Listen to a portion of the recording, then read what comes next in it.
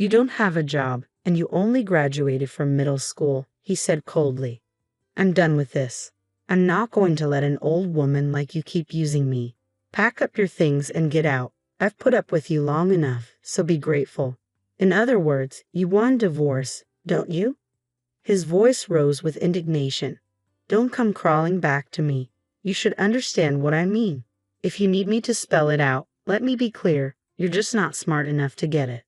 He turned to leave, a look of contempt on his face. Are you planning to divorce me and marry my sister instead? He added, his tone sharp. She stared at him in shock. Her name was Jane. She lived with her husband Tim, who was 5 years younger than her. Jane's younger sister, who had gone to college with Tim, was the reason Jane had met her husband. Jane and Tim had 2 children, both of whom were now grown and had families of their own. As Jane reflected on her life, she thought about the past and the challenges she had faced. Despite having 2 children she was proud of, her marriage with Tim was far from fulfilling. He often mocked her for her educational background, frequently reminding her of her lack of a high school diploma. His constant criticism was a painful reminder of her past struggles. Jane had hoped to continue her education after middle school, but financial difficulties had prevented her from doing so. At the time, the internet was not widespread and opportunities seemed limited. Following her parents' wishes, she took a job to support the family while her younger sister went on to college, a goal Jane had worked hard to make possible for her. Her sister excelled academically and attended an elite university where Tim was also a student. Tim took pride in his educational achievements, often using them as a weapon in their arguments. When they first met, he had never shown any disdain for her background. But as their marriage progressed, his attitude changed. At first, Jane felt immense joy when they married and had their first daughter, but that happiness gradually faded. It was common at that time for people to leave their jobs after marriage, and Jane's sacrifices seemed to be overshadowed by the growing distance between her and Tim. I had planned to quit my job to focus on our child, but my husband was adamant that I continue working full-time while also managing the house and raising our child. When our first son was born, he quit his job, expecting me to take on all the household chores and childcare responsibilities. I had hoped that with him at home, I could become a housewife and concentrate on our home duties. However, he did nothing to help. I was left juggling housework and childcare alone with no support from him.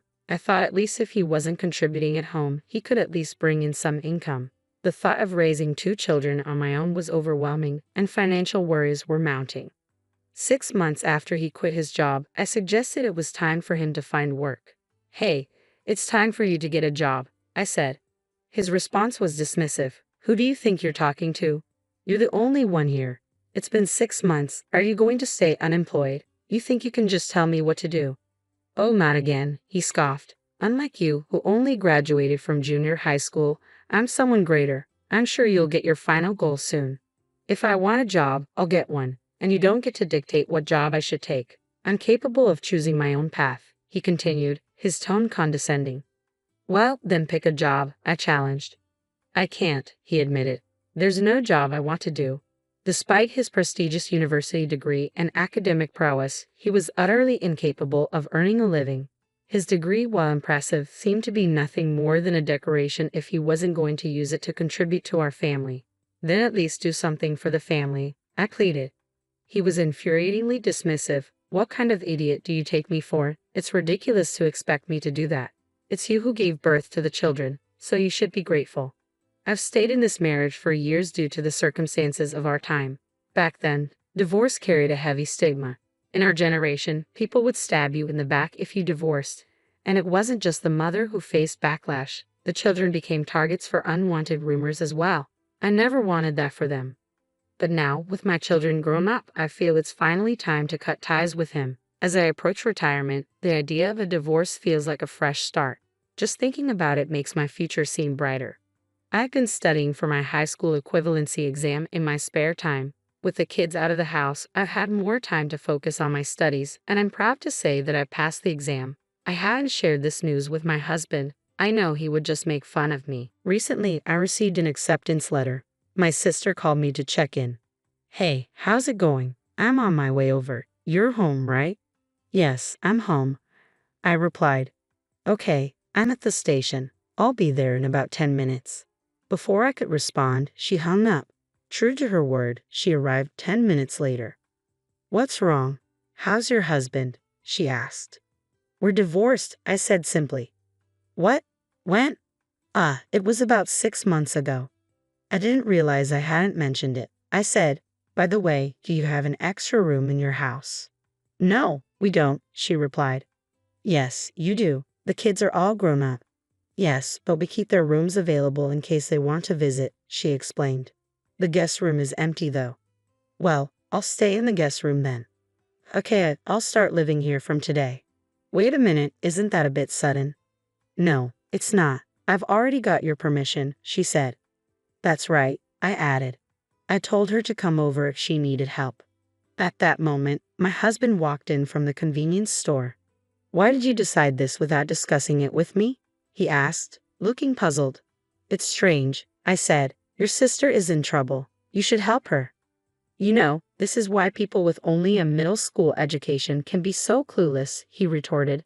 Judy's always been like this. Even though I can't stand her sometimes, she's still family. It makes me bitter, but I can't deny that.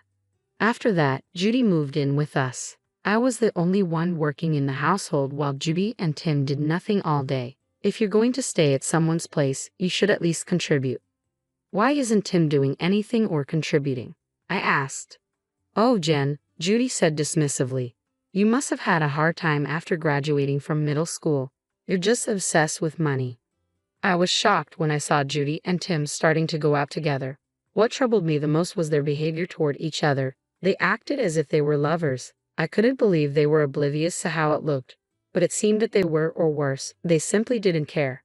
I knew I needed to get to the bottom of this. It wouldn't be surprising if they were in a relationship, given their lack of common sense. I hired an investigator, and a week later, the results confirmed my suspicions. They were indeed having an affair. When I shared this news with my children, they supported my decision to get a divorce. With their backing, I felt a sense of resolve and no longer had any regrets. I decided to wait for the right moment to proceed with the divorce. During their absence, I began working toward a law degree. It all started when I was a janitor at a law firm. One day, an employee shared that he had passed the bar exam at the age of 69. I was deeply inspired by his determination and thought that if someone in their 70s could achieve such a feat, I could challenge myself too. As I approached retirement, I came home to find Tim and Judy with peculiar smiles on their faces. I need to talk to you, I said. What's up? Tim asked. You retired today, right? Judy said. That means you're unemployed now. How are you planning to support yourself? You don't have a job and only have a middle school education. I'm done with you, he said coldly. I'm not going to let an old woman like you drain me any longer. Just pack up your things and get out. I've been married to you for a long time, so be grateful. In other words, you want a divorce, I said, trying to stay calm. He responded with a high-pitched voice. Don't come begging me back. You know what I mean. Should I spell it out for you? You're just not smart enough to understand. Are you planning to divorce me and marry Judy? I asked. They exchanged surprised looks and started laughing again. You figured it out, then. Let's make this quick. I don't need you anymore. If you really don't want to leave, I might consider it if you get down on your knees. That won't be necessary, I replied, keeping my composure. I plan to divorce you when I retire, so this timing works perfectly for me. I pulled the divorce papers out of my bag. The two of them stared in shock, their mouths agape. Please, let's get this over with. I'm leaving, I said. How come you prepared the divorce papers? Tim asked, baffled. Because I've been thinking about getting a divorce, I explained. If I'm going to do it, now seems like the right time. I changed into my clothes one last time and said, hurry up. Let's get this done. Isn't it great that Jen is going through with this? Tim said, signing the papers hastily. Okay, that's everything, I said, and I checked his signature without hesitation. I could tell he didn't like my attitude. He continued to hurl insults, swearing at me. You're just a middle school graduate. You'll be dead soon, you know. I shrugged off his comments. I don't know about that. Please, both of you, I said, calling my children into the living room.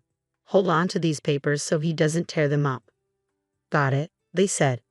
You guys are really gross. You're the worst father ever, I told him. Graduating from a prestigious university might be an honor to you, but it hasn't done anything for your life. You're proud of your degree as if it's just a decoration. You've been employed your whole life, but that's really foolish, don't you think?